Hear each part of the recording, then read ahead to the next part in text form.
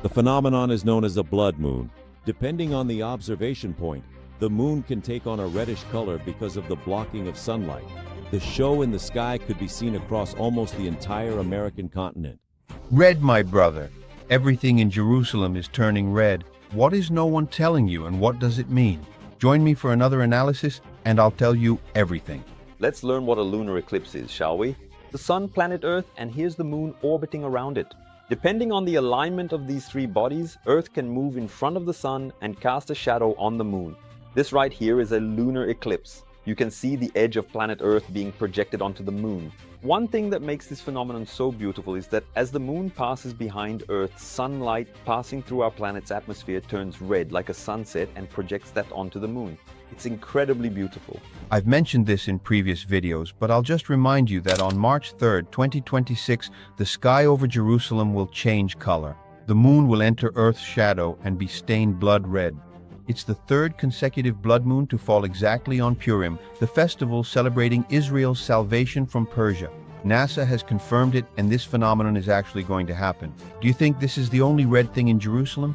If you think that, you are mistaken. While the world looks to the sky inside Israel, something is being prepared almost in secret.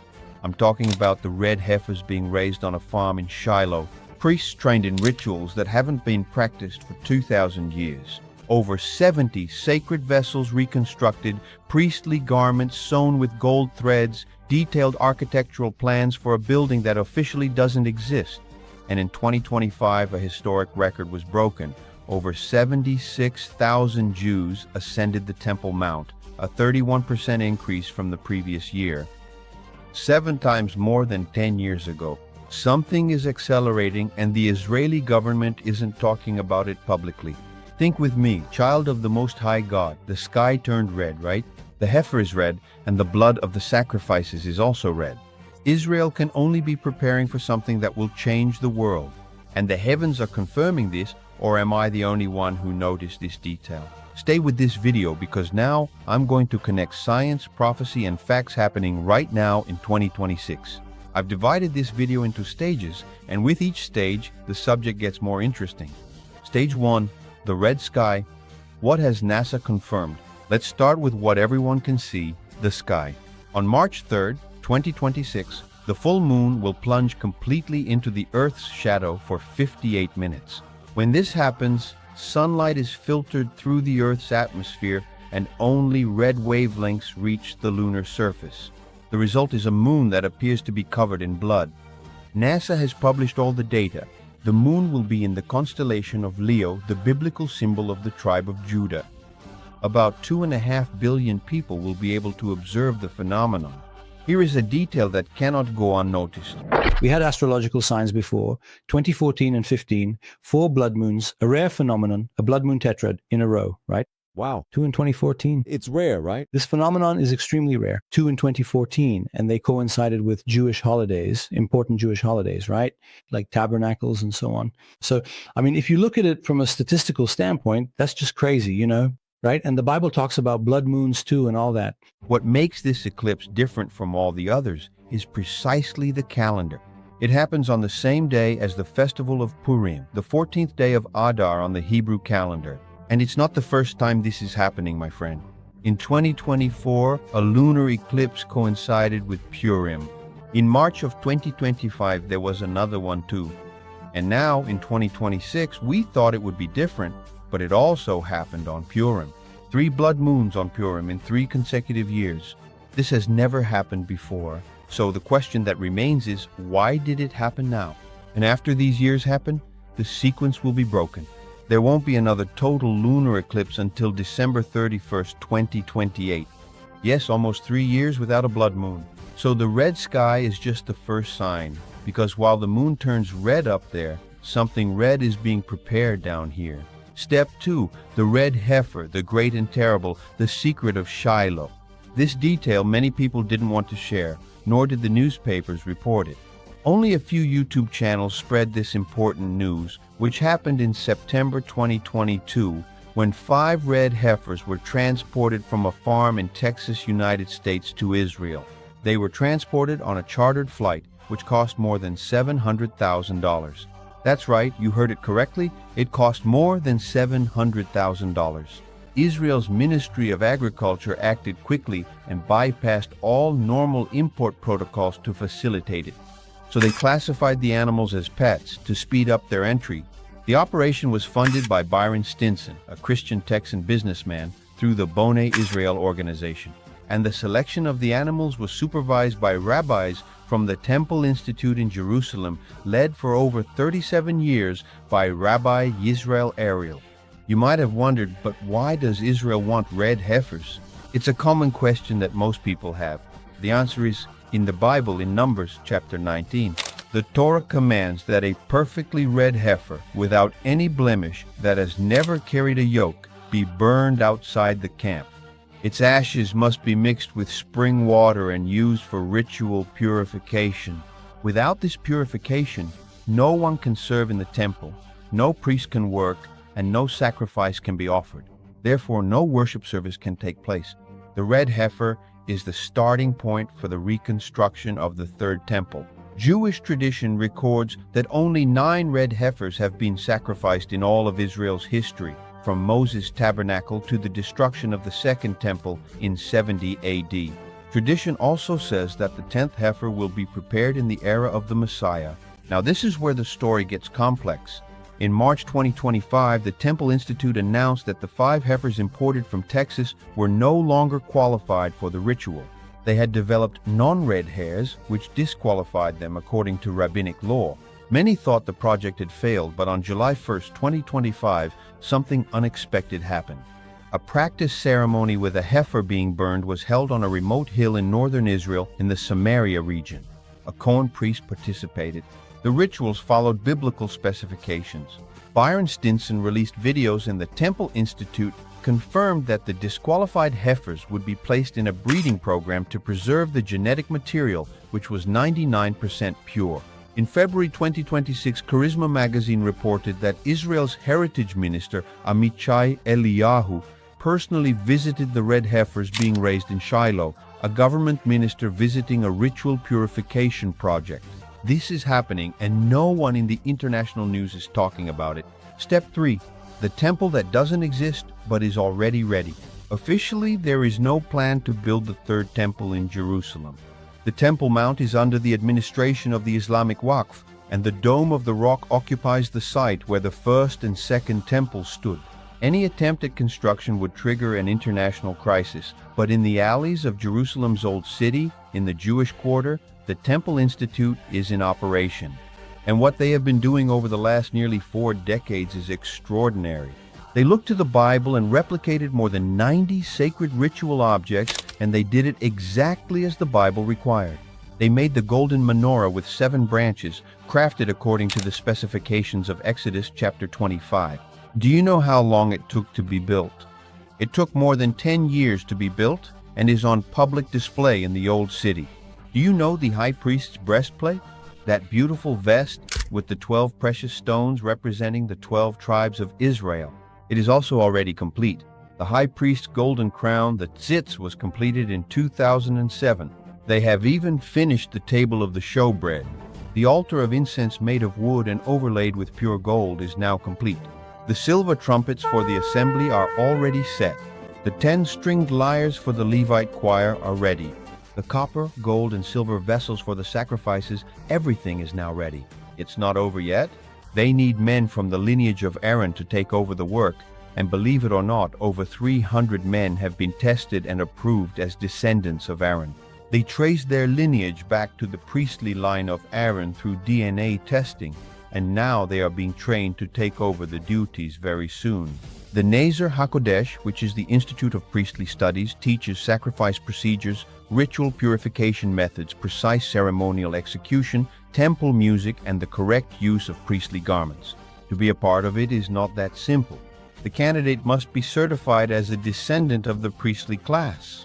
And that's not all. They must have been born and raised in Israel and have observed the laws of purity required of the priests. The priestly garments have been sewn, the architectural blueprints have been drawn, and 3-dimensional animations of the third temple have been created with truly impressive detail. The Kohanim have already performed an authentic rehearsal of the Korban Pesach, the Passover offering, for the first time in 2,000 years. The Temple Mount faithful, led by the late Gershon Solomon, prepared 6-ton cornerstones, cut with diamonds and consecrated with water from the pool of Siloam. Chaim Richman of the Temple Institute publicly declared, "We have enough prepared now to resume divine service and build the temple." A spokesperson for the movement said it seems clear that one day, sooner than we imagine, sacrifices will take place on the Temple Mount itself, and no one will think it's an extremist event. In fact, anyone who reads the Bible knows that this is our ongoing history. Everything is ready. The vessels, the garments, the priests, the plants, the cornerstones.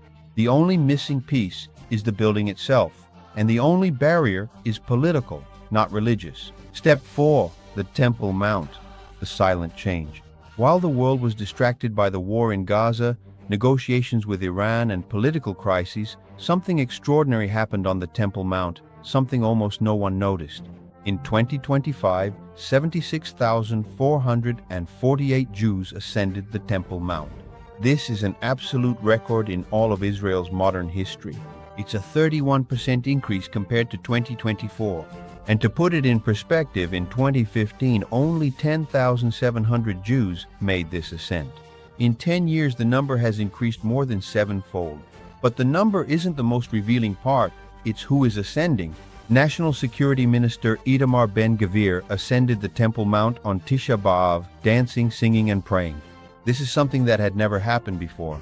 An Israeli government minister, openly celebrating at Judaism's holiest site on the day marking the destruction of the 2 previous temples. Israeli analysts describe this as a change in the status quo of the Temple Mount, which has been accelerating in recent months. What was unthinkable a decade ago, what was considered extremist provocation, is becoming normalized.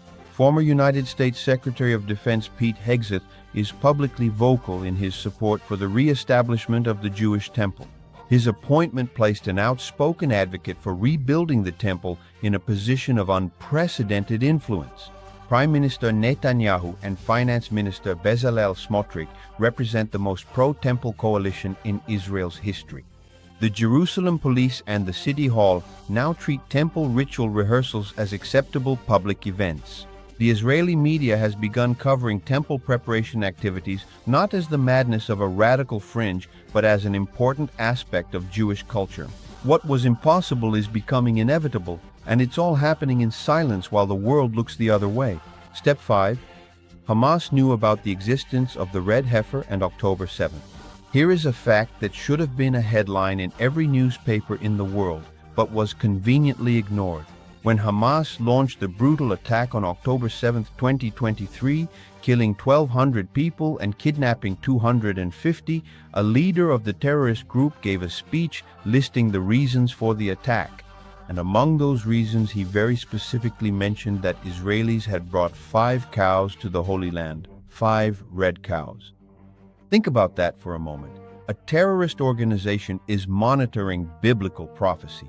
Hamas called the attack the Al-Aqsa flood because it understood that the red heifers represented an existential threat to Islamic control of the Temple Mount. They knew the heifers were the prerequisite for ritual purification, they knew purification was the prerequisite for temple service, and they knew temple service meant Israel was moving toward reconstruction. The terrorists are following biblical prophecy, and many Christians don't even know this is happening. Producer Joshua Swanson of a documentary about the red heifer titled Holy Cow said, in Revelation chapter 11, it speaks about the return of sacrifices. This red heifer ceremony is both for purification of the flesh and a sin offering, and it prepares the way for these types of sacrificial events. What's at stake isn't just religion, it's geopolitics, it's prophecy, it's the future of the Middle East, and it all revolves around one color, red. Step 6. The color of God, red in biblical prophecy. Now I want to show you something that, if you analyze it carefully, you'll see connects with the prophecies of the Bible. The color red is no accident in the biblical narrative. It's like a guide that runs through all of Scripture from Genesis to Revelation. Check it out with me. The first man is Adam. That name is derived from the Hebrew word Adamah, which means red earth. This means that humanity was formed from red clay. Remember Esau, Jacob's brother? The promise was to pass through him because he was born red, but he sold his birthright for a red stew. His other name was Edom, which means red, and Edom became the biblical symbol of the nations that oppose and make war against Israel. Remember Egypt? The blood of the lambs in the first Passover was smeared on the doorposts, and it was red. This marked the difference between life and death. The scarlet cord that Rahab hung from the window in Jericho in Joshua chapter 2 was red and saved her family from destruction. Now let's turn to the book of Isaiah. There in Isaiah chapter 1 verse 18 it says, "Though your sins be as scarlet, they shall be as white as snow." This means that the red of sin is transformed by divine forgiveness. And in the New Testament we have the blood of Jesus, which was shed at Calvary, and it is described as the blood that cleanses from all sin. And yes, it is red, always red. And now that we are closer to the end, the moon will also turn red as blood, directly fulfilling the prophecy of Joel chapter 2, verse 31. The heifer, which is red, is prepared for the purification of the temple, fulfilling Numbers chapter 19. And the great red dragon of Revelation chapter 12 stands against the woman and her child. Red is throughout the Bible and is the color of redemption and judgment. It is the red of purification and war, of life and also of death. And now in 2026, all expressions of biblical red are being fulfilled in Jerusalem at the same time. Step 7. What is Israel hiding? We've come this far to answer that question, haven't we? The question is this: what is Israel hiding from all of us? I'll answer you now, and I hope you understand. You see, Israel is not hiding it intentionally. Israel is fulfilling prophecy, it's just that. But the world is not paying any attention to it. And when you don't pay attention, everything seems like it's being done in secret, but it's not quite like that. And you know what? The prophet Daniel predicted that the third temple would exist in the last days. It's in the Bible. There in Daniel chapter 9 verse 27, he describes a period when the daily sacrifice will be stopped in the temple. Do you know what that means? That before being stopped, the sacrifice will have been restored. And here is the important detail. To be restored, first the temple needs to be rebuilt, because without a temple they cannot perform the sacrifice. And for the temple to exist, first you need the heifers, because it's the heifers that perform the purification, and the heifer must be red. And that is exactly what is being prepared. And our Master also prophesied about the third temple. It's there in Matthew chapter 24 in verse 15. He said, "When you therefore shall see the abomination of desolation, spoken of by Daniel the prophet, stand in the holy place, whoso readeth, let him understand." Jesus is talking about a future temple, a holy place that will be profaned. To be profaned, it must first be built and consecrated. And it doesn't stop there, for the Apostle Paul in 2 Thessalonians chapter 2 verses 3 and 4 describes the man of sin who will sit as God in the temple of God, wanting to appear as God. And here we see once again a temple that is in the future. The Bible is never wrong. The third temple will be built, yes, of that you can be sure. And it seems it's closer than we think. Observe this with me. The vessels are ready, the priests are trained, and the garments are sewn. Even the blueprints are drawn. And believe it, the genetic material for the red heifers is being preserved. The Jewish presence on the Temple Mount breaks records every year. Political support within the Israeli government is getting stronger and stronger, and the heavens are giving signs at every moment that something big is going to happen very soon. So I would say this with all certainty: Israel is not hiding anything. Israel is preparing. Did you know that? And the red skies over Jerusalem are the divine confirmation that the prophecies are getting closer and closer to their fulfillment. Stage 8, 2026, the year of the 4 eclipses and the decision. This is incredible. Check out with me the important details of each eclipse. February, annular solar eclipse, the ring of fire, the sun partially darkened. March, total lunar eclipse on Purim, the third consecutive blood moon on this feast. The moon in the constellation of Leo, the Lion of Judah. August, total solar eclipse, the largest of the 21st century, with more than 6 minutes of totality, darkening the skies over Europe and North Africa. The sun completely blacked out. Still in August, partial lunar eclipse covering 96% of the moon. The sun turned into darkness, the moon into blood. Exactly as Joel prophesied, exactly as Peter repeated on the day of Pentecost in Acts chapter 2, exactly as John saw in Revelation chapter 6. And while these signs happen there in the heavens and here on earth, Israel is living the most intense moment of its modern history. Iran is trying to rise again. It's trying to rebuild its nuclear and missile program after the 12-day war. Massive protests happening in all 31 Iranian provinces. Negotiations happening in Oman, in Geneva, to try to avoid a new conflict. Netanyahu threatens military action, and Trump threatens total destruction. The spirit of Haman, the Persian who tried to destroy the Jews, hovers over the region. And in Jerusalem, while the world is distracted by trivialities, preparations for the Third Temple are moving forward. Red on top, red on the bottom. So, my friend, was it answered?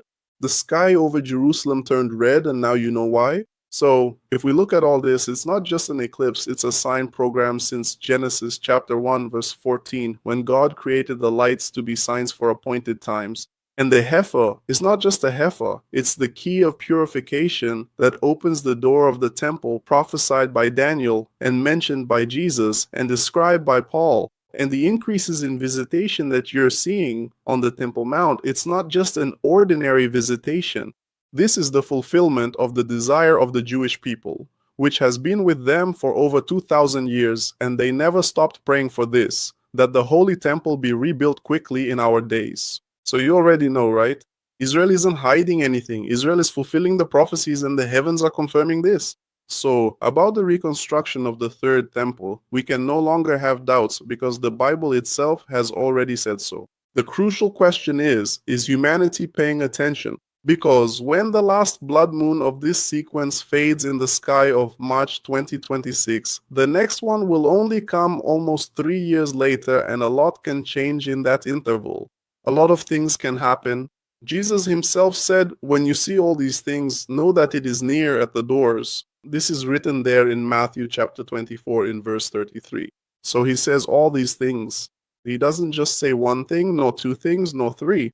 He says all things, that is, all the signs, both in the sky, the appearances on earth, the wars, the rumors of wars, the convergence of prophecies that seemed impossible to be fulfilled are happening simultaneously. So you see that everything is being fulfilled now. That's why everything is turning red at the same time.